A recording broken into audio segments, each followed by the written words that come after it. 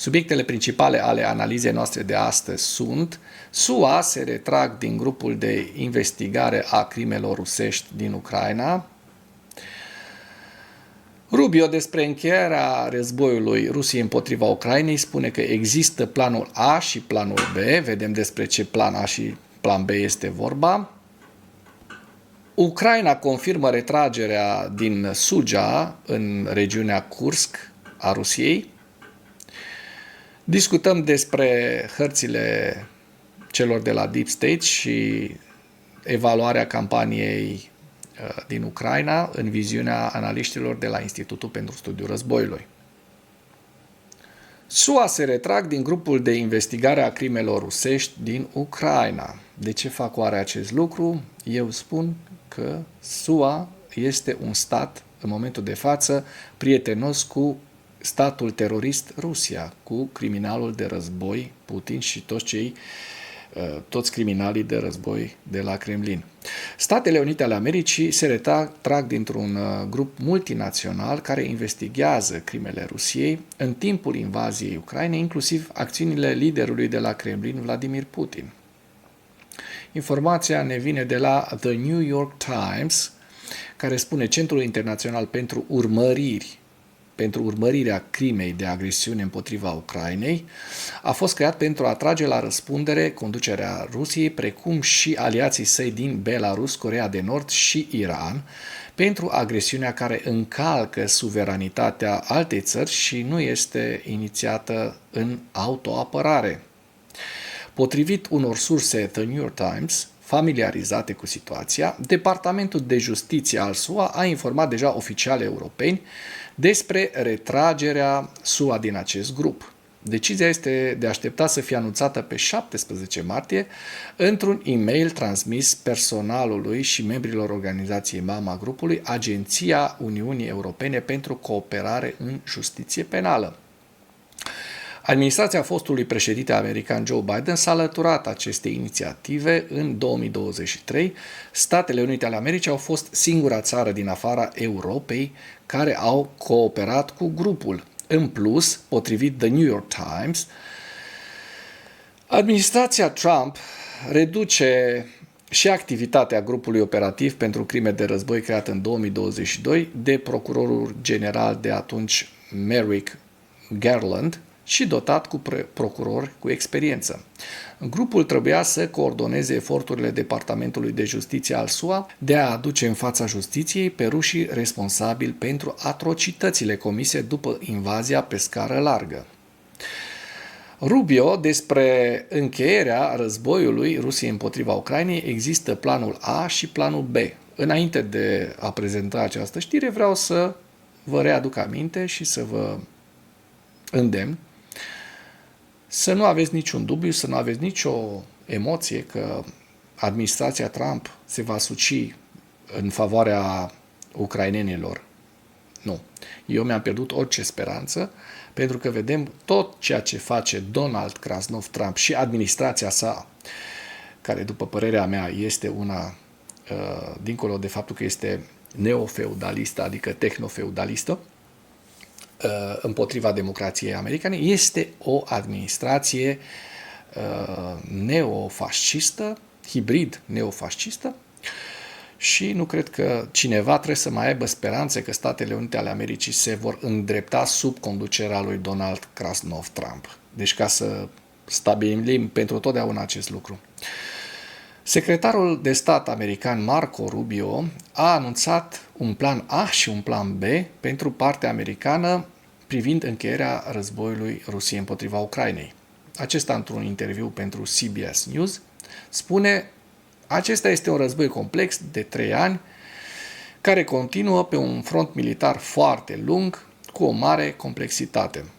Deci nimeni nu spune că este ușor, dar vreau ca toată lumea să înțeleagă că acesta este planul A, adică primul plan, încetarea focului, ca să putem trece la planul B, a doua fază, care este să aducem pe toți la masa negocierilor, poate prin diplomația, curieri diplomatici se referă aici, pentru a găsi o modalitate de a pune capăt definitiv acestui război într-un mod în care să fie durabil, să țină cont de nevoile tuturor și așa mai departe. Nimeni nu spune că această a doua parte va fi ușoară, dar nici măcar nu putem ajunge la a doua parte până nu trecem de prima. Logic.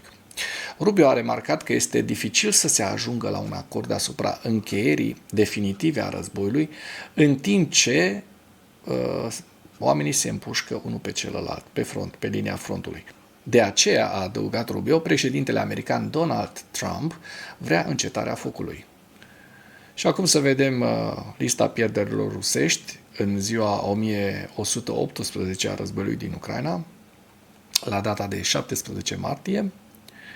Rușii au pierdut 1210 militari, 19 tancuri, 11 vehicule blindate de luptă, 37 de piese de artilerie și un lansator de rachete. Întreaga lista a pierderilor o vedeți aici. Ucraina confirmă retragerea din Suja, regiunea Kursk, Rusia. Statul major al Ucrainei a confirmat pe data de 16 martie retragerea trupelor ucrainene din centrul logistic Suja, din regiunea Kursk, Rusia, la câteva zile după ce Moscova a revendicat capturarea acesteia. Vă aduceți aminte foarte bine, cei care urmăriți animatura, că în ultimele 2-3 zile am prezentat hărțile care au arătat o evoluție tragică pentru frontul ucrainean și am tot văzut cum s-a tot îngustat acea bucată de teritoriu din curs pe care ucrainenii o dețineau. În loc să confirme retragerea printr-o declarație, statul major a postat cele mai recente hărți ale câmpului de luptă pe rețelele de socializare, care arătau o retragere completă din Suja. Confirmarea vine în timp ce trupele ruse își intensifică ofensiva în regiunea de graniță cu Rusia, unde Ucraina a lansat o incursiune surpriză, ne aducem aminte, în august 2024, în speranța de a folosi teritoriile capturate ca monedă de schimb pentru potențiale negocieri de pace.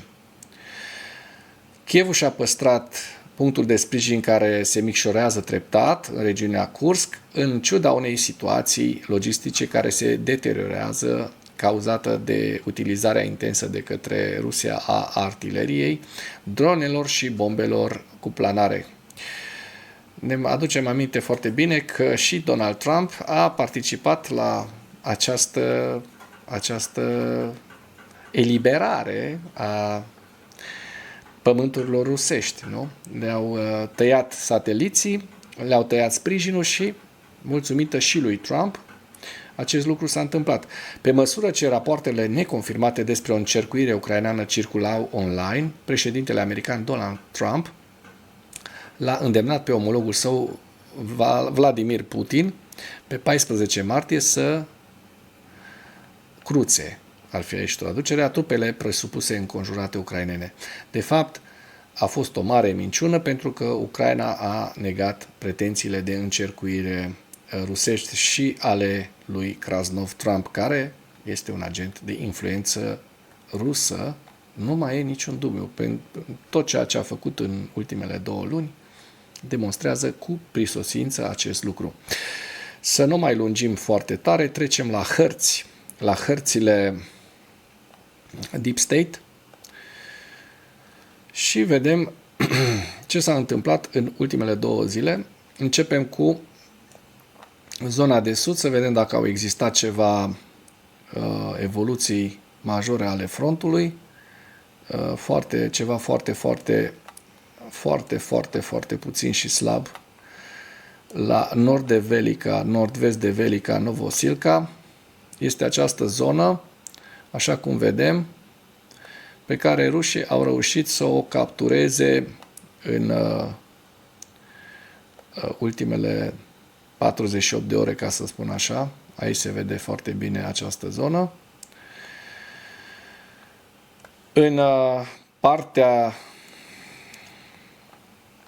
În zona Pokrovskului, la sud de Pokrovsk, și în special vreau să văd dacă s-a întâmplat ceva în ultimele 2 zile în Andriivka. Nu s-a întâmplat nimic. În zona la sud de Pokrovsk De asemenea, observăm că frontul este înghețat și aici. Să vedem în această zonă a Torețcului, hopa, s-a întâmplat ceva în Torețc. Vedem aici, da. Cred că este un avans în desfășurare în zona Torețcului, ucrainean, stai să văd.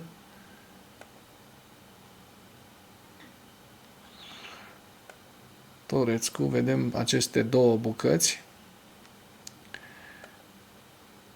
Da. Ceasoviar. Și de-aia Putin nici nu o să vrea să facă pace. O să vedeți că e vrăjală. Pentru că pentru Putin în momentul de față, dincolo de pierderile foarte mari de mii de oameni în fiecare săptămână, care nu-l afectează pe Putin, nu-l emoționează deloc, frontul rusesc continuă să se extindă către vest. Și aici avem hărțile din Kursk, să vedem dacă în ultimul timp s-a mai petrecut ceva. Vedem că doar în ultimele 48 de ore au existat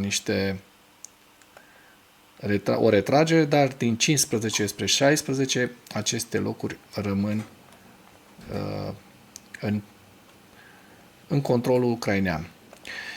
Trecem mai departe la hărțile Institutului și analiza Institutului pentru Studiul Războiului. Consilierul american pentru securitate națională Mike Waltz a declarat pe 16 martie că Ucraina va primi garanții de securitate pe care nu le cunoaștem încă, în schimbul unor concesii teritoriale de asemenea necunoscute. Waltz a afirmat că Statele Unite iau în considerare realitatea situației de pe teren în discuțiile diplomatice atunci când discută despre încheierea războiului din Ucraina. Nu este clar ce a vrut să spună Waltz prin realitatea situației de pe teren, dar oficialii ruși au folosit frecvent narațiunea conform căreia orice negocieri trebuie să ia în considerare realitățile de pe teren pentru a se referi la actuala linie de front din Ucraina și la afirmațiile lor privind inevitabilitatea câștigurilor viitoare ale câmpului de luptă rusesc. Recunoașterea lui Waltz că Ucraina va primi garanții de securitate necunoscute încă este un aspect cheie al atingerii obiectivului declarat al președintelui american Donald Trump de a asigura o pace durabilă în Ucraina, dar oprirea ostilităților pe linii care nu sunt ușor de apărat de către ucraineni ar limita eficacitatea garanțiilor de securitate. Linia de front actuală nu oferă profunzimea strategică de care va avea nevoie Ucraina pentru a se apăra în mod fiabil împotriva reînnoirii agresiunii rusești. Și ni se prezintă aici modelul, forțele ruse care se află chiar peste râul Dnipru, la sud de Herson, la aproximativ 25 de kilometri de orașul Zaporojie și la 30 de kilometri de orașul Kharkiv, în aceste zone.